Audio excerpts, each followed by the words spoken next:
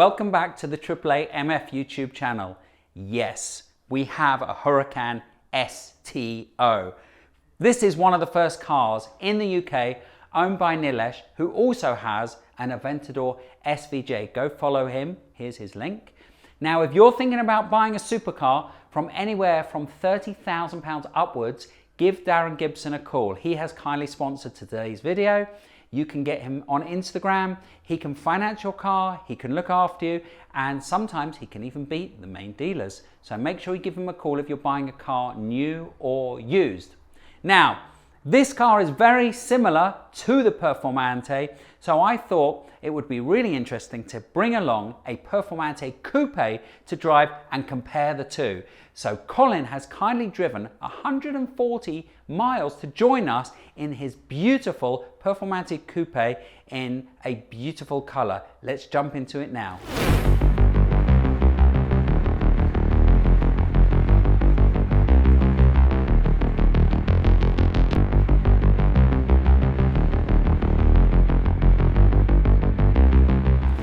So we're starting off the video in the Huracan Performante Coupe, kindly lent to us by Colin in this absolutely beautiful paint, which really stands out.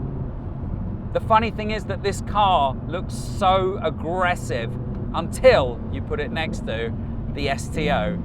However, this car is actually a little bit louder than the STO that we're following right now. So the big difference between this car and the STO is that this car has four-wheel drive, whereas the STO only has rear-wheel drive.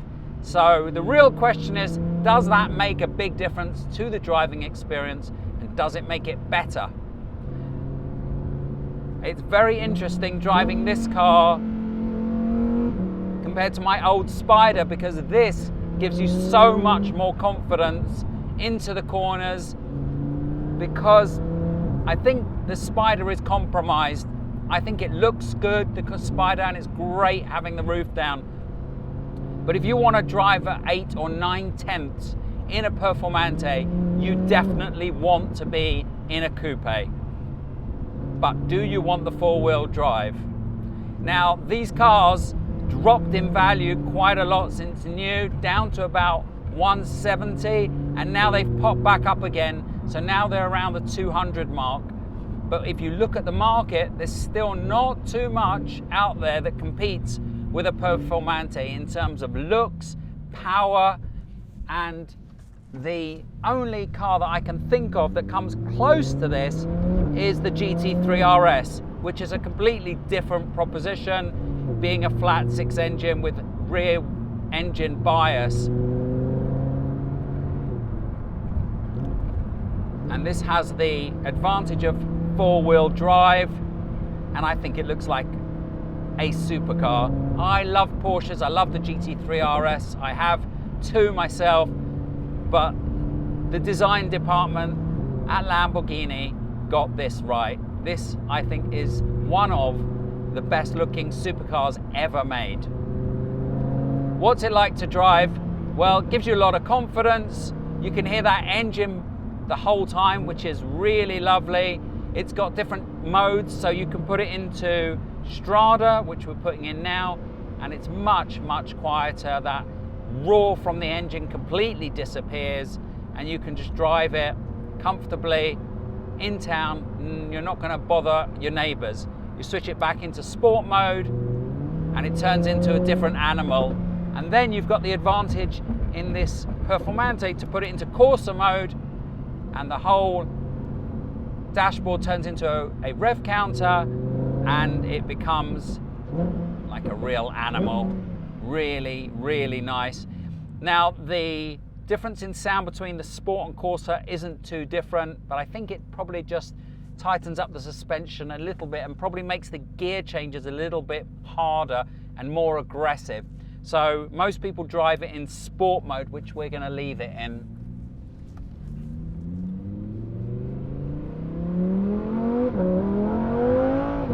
I mean, you just don't need anything faster than this. It really is perfection, this car. I can't really criticize anything about it. You don't really feel like you've got four-wheel drive. It doesn't feel heavy. The comfort seats are comfortable in this car. I've already said it looks amazing. The engine note is amazing. The perfect car. Is the Huracan STO going to be an improvement over this, or is it just going to be different? Why don't we find out?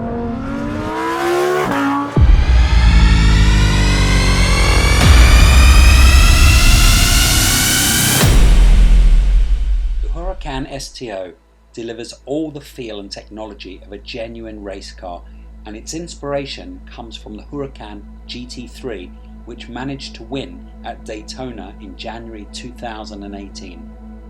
Cutting weight was one of the main design briefs for the Huracan STO, and it features a completely revised shape that optimizes the vehicle's aerodynamics whilst employing carbon fiber in more than 75% of the body panels. The Confango, which can also be found on the iconic Miura, is a specially designed body component that incorporates the front bumper and wings and maximizes aerodynamic performance while saving weight. But that's not all. The front windscreen is 30% lighter, it has new magnesium rims, reduced soundproofing and a titanium rear arch. All of these have led to an overall reduction of 43 kilograms compared to the Huracan Performante. As well as a strong focus on cutting weight, the aero has also been revised for the STO with a large fixed rear wing which can be manually adjusted to 3 different positions, as well as the distinctive shark fin at the rear which improves yaw stability. All of this adds up to improved downforce, and the STO is designed to achieve maximum downforce in corners, managing the airforce through the wheel arches, along the sides and via the rear wing.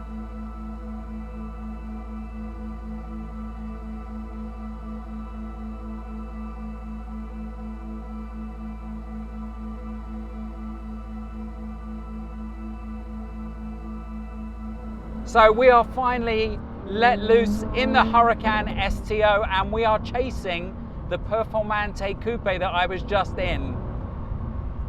Doesn't feel massively different, to be honest with you. It feels a tiny bit lighter and a little bit more nimble into the corners. It's definitely quieter, but I don't know how much that is to do with the fact that this is a car with only 215 miles on it and it hasn't really been run in. But it's actually a different tone altogether. As soon as you go over 4,000 RPM, you get this lovely noise that sounds quite different to the Performante. The Performante shouts and this doesn't really. Oh wow. Gives you the same amazing sensation as the Performante with the amazing howling V10 behind you. There's definitely a nice burble when you drop down from 5th to 4th. Wow, what a car, what a car. I mean, the GT3 RS cars are amazing, but they just don't give you this supercar sensation. You really feel like you're in something very, very exotic when you're in a Lamborghini Performante or an STO. Yeah, so that noise is quite different to the Performante when we're in 4th gear at around 4,500, 5,000 RPM, and it sounds really nice and different, and it burbles on the way down. The steering is a little bit lighter, but it's not night and day. But I mean, this car on a track just would annihilate nearly anything in its path. And it looks so good. You put the two together and you just go, how did they make a car look more aggressive than the Performante? The seats are really comfortable. They feel very similar to the comfort seats in the Performante, although this is an all-new design for the STO. The interior is absolutely gorgeous with these carbon fiber doors. Reminds me of the carbon fiber doors in my Ferrari Challenge Stradale. Feel like you're in a race car. Oh wow. Right, Wow, this car is amazing. Let's head back to the man cave for some final thoughts. We're back in the man cave with the STO after having driven both cars on the road. I know this is going to sound really boring, but both cars are absolutely amazing. Both of them. They both sound great. They both drive great. They both look great. But let's get down to the differences between the two cars. The engine noise is very, very different. The Performante Coupe makes a really loud shriek in the sport mode, and it's pretty consistent throughout the rev range when you're driving. In Strada, it's very, very quiet. This car is much quieter, but when you get above 4.5, 5,000 RPM, it makes this lovely deep bass sound, more like a race car. So it's a very different sound. Performante sounds louder, this sounds more like a race car. The steering doesn't feel too different. This feels a little bit lighter. The handling on this is slightly better. Remember that this has the rear wheel steer, whereas the Performante doesn't. This is a little bit lighter, so it's only 43 kilograms lighter, and they've done that by removing the four-wheel drive, and 75% of the panels on this car are carbon fiber. Now, I think it's obvious to say that where this car will really feel different is on the racetrack, because this car has 53% more downforce than the Performante. Now, can you feel the difference on the road? You definitely can feel the difference between the two cars. This feels a little bit more nimble. It feels a little bit more special just because you know you're in an STO. Look at this amazing rear. It just looks fantastic. When you're looking out the mirrors, you can see this beautiful big spoiler at the back. The carbon fiber doors feel very special, and it's a very special place to sit. Now, this car starts at around £260,000. With some options, it's 280, and it can go up to £350,000. Performante used car values have gone from around 165 up to 200. In my opinion, and I've said this for years and years and years, the Performante, to me, is the perfect supercar. The owner of the Performante we brought along today, Colin, has had it 2 years and hasn't got any grumbles at all about the car. They use it a lot on the road. They said the engine is a little bit noisy, potholes, it isn't great, but it's a supercar. You can live with that. This car takes it to another level, and I would say that it's very, very similar to what Porsche have done between the GT3 and the GT3 RS.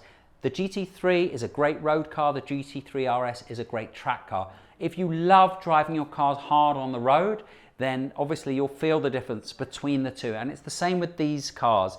If you love driving hard on the road, you love going out to Wales and to Scotland in the UK, or you like going out on country lanes and driving hard, then you will feel the difference. But I would say 70% of the time, you probably won't notice the difference. In my eyes, the Performante is still the perfect supercar. It's got the noise, it's got the looks, it's got the sound, it's amazing. This takes it up another level. Yes, I would buy one if I had the money, but you can't go wrong with either cars. Again, thank you very much for watching, supporting the channel. Thanks to Darren Gibson, our sponsor. Give him a call if you want car finance and you're in the UK. And please tune in because we've got some great drag races and car reviews coming very soon.